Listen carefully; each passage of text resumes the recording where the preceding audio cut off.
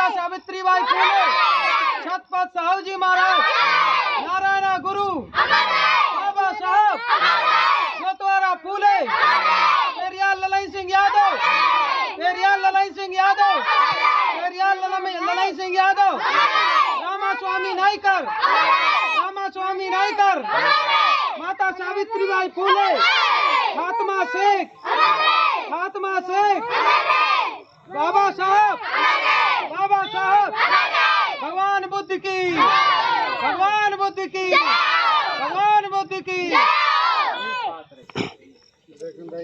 नमस्कार साथियों, आज मैं टड़वा ग्राम लहरापुर के पास स्थित हूँ, जहाँ पर बाबा साहब की प्रतिमा लगाई हुई है और यहाँ पर काफ़ी बच्चे हैं, यहाँ के कुछ लोग हैं।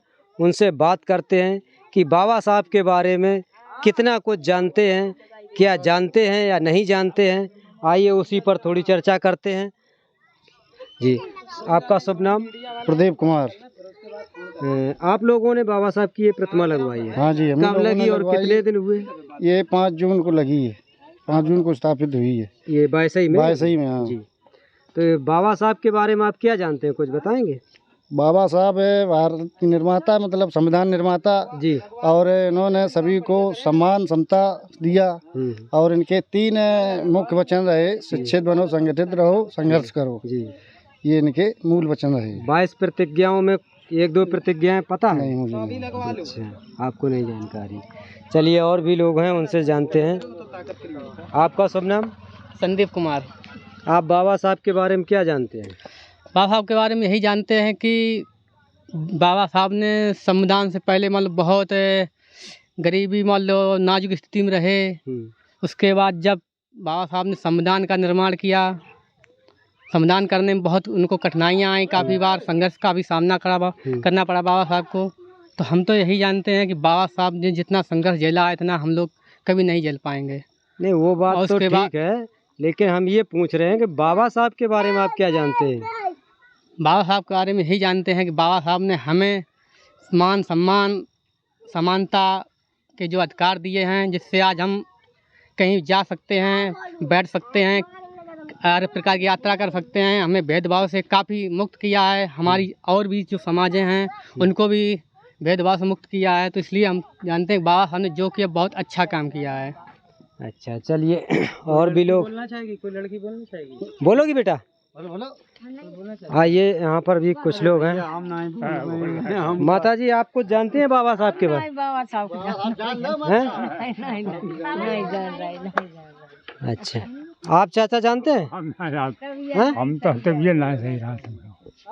अच्छा, तो देखिए, यहाँ बाबा साहब की प्रतिमा लगी हुई है, लेकिन बाबा साहब के उपदेशों के बारे में, बाबा साहब की नीतियों के बारे में, बाबा साहब की 22 जो प्रतिज्ञाएं हैं उनके बारे में यहाँ पर किसी को कुछ पता नहीं है। आइए, हम एक और व्यक्ति हैं, कमलेश कुमार जी कुशवाहा, उनसे ज़रा जानते हैं कि उनको पता है या नहीं है, क्योंकि प्रतिमा लगा दी गई, अगर बाबा साहब के विचारों को नहीं जानते हैं तो उससे कोई, हमें लगता है कि कोई फ़ायदा होने वाला नहीं है। नमस्कार, नमस्कार। National news, mission news. नमस्कार साथियों, मिशन न्यूज को बहुत बहुत धन्यवाद। जैसा कि अभी इन्होंने बताया कि बाबा साहब के विषय में जानते हो, मानना और जानना दोनों में फ़र्क है जी। ठीक, तो हम लोग मानना और जानना में, जैसे कि 22 प्रतिज्ञाओं का इन्होंने अभी हमें रखा कि 22 प्रतिज्ञाओं में कोई कुछ जानता है, तो अभी तक जानकारी नहीं मिल पाई इन लोगों को। तो मैं साथियों बताना चाहूँगा कि 22 प्रतिज्ञाओं में बाबा साहब ने पहली प्रतिज्ञा बोली है कि मैं ब्रह्मा और विष्णु को ईश्वर नहीं मानूंगा। दूसरी प्रतिज्ञा उन्होंने कहा है कि राम और कृष्ण या हिंदूवादी व्यवस्था के जितने भी देवी देवता हैं उनको मैं कभी नहीं पूजूंगा।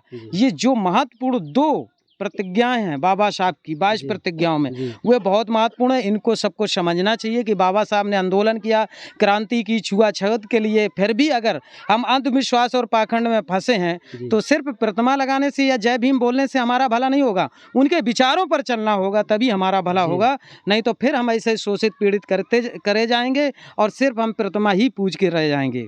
इसी के साथ ये हमारा गांव पड़ता है, ये हमारा खुद का गांव है और मेरी जन्मभूमि है ये टिढ़वा गांव, और ये लहरापुर पोस्ट जिला औरैया में पड़ता है। और जो ये बाबा साहब की प्रतिमा लगी है, इसके साथ मैं कोशिश करूंगा कि आगे आने वाले समय में यहाँ बुद्ध की प्रतिमा भी हो, क्योंकि बाबा साहब ने जो 52 दिन परिनिर्वाण के रह गए थे, उससे पहले बुद्ध धर्म को अपनाया। वो एक हथियार दे के जो बाबा साहब गए, तो हम चाहते हैं कि सभी समाज के लोग जानें कि वो कौन सा हथियार है, वो मैन हथियार जो बाबा साहब दे गए।